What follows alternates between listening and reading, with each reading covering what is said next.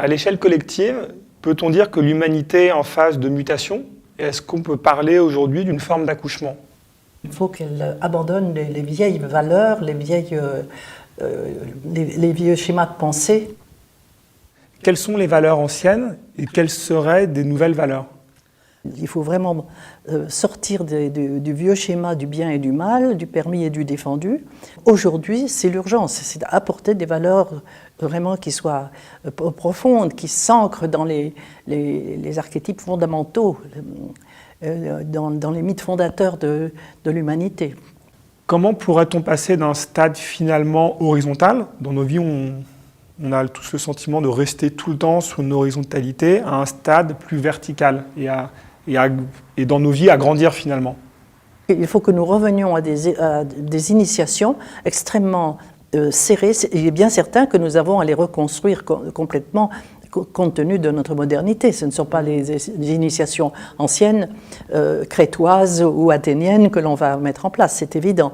Mais nous avons à refaire cela de toute urgence, parce que nos enfants sont perdus aujourd'hui, ils n'ont plus aucune référence. Mais comment finalement réapprendre de nouvelles initiations? Elles se font aujourd'hui.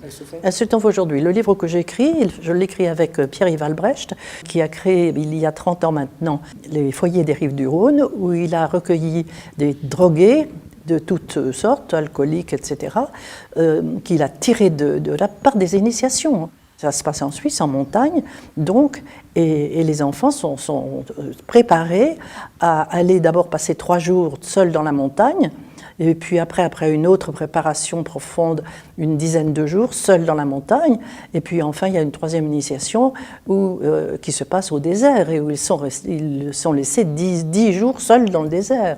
Voyez-vous, et je vous assure que les êtres qui sortent de là, ce sont des êtres qui sont verticalisés, ils arrivent larvaires. Et ce sont des êtres qui ont cherché par la drogue ce monde que Henri Corbin appelle imaginal, c'est-à-dire ce subtil dont vous me parliez tout à l'heure. Et malheureusement, ils l'ont cherché à l'envers, parce que l'humanité n'était pas capable, les aînés n'étaient pas capables de leur apporter une autre dimension d'eux-mêmes. Il s'agit d'en parler et d'essayer de mettre ça en place d'une façon plus généralisée. Au-delà de grands changements, est-ce que cela ne passe-t-il pas également par se réapproprier le subtil dans nos vies et à construire soi-même un chemin vers plus d'unité? C'est ce que je vous ai dit tout à l'heure, le subtil, c'est justement ce réel voilé à l'intérieur de nous. Les Perses l'appelaient autrefois les daimons à l'intérieur de nous, tout ce potentiel, ces énergies potentielles.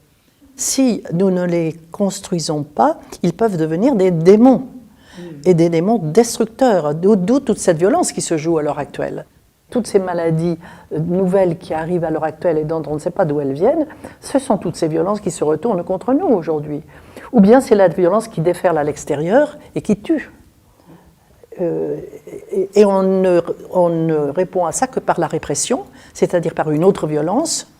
Autrement dit, on déploie pour arrêter cela un moyen qui relève du même problème que celui qu'elle essaye d'éradiquer. Nous sommes là dans un non-sens absolu. Enfin, peut-on dire que nos psychés sont liées et interdépendantes? Vous êtes moi, je suis vous. Bien que vous soyez unique et que je sois unique, mais il y a une unité profonde. C'est-à-dire que le monde entier est en moi, le monde entier est en vous. Nous sommes un, nous sommes absolument interdépendants les uns des autres. Si vous tombez, vous faites tomber le monde. Si vous montez, vous le faites monter. C'est en ce sens-là que vous êtes responsable, non seulement de votre personne, mais du monde entier.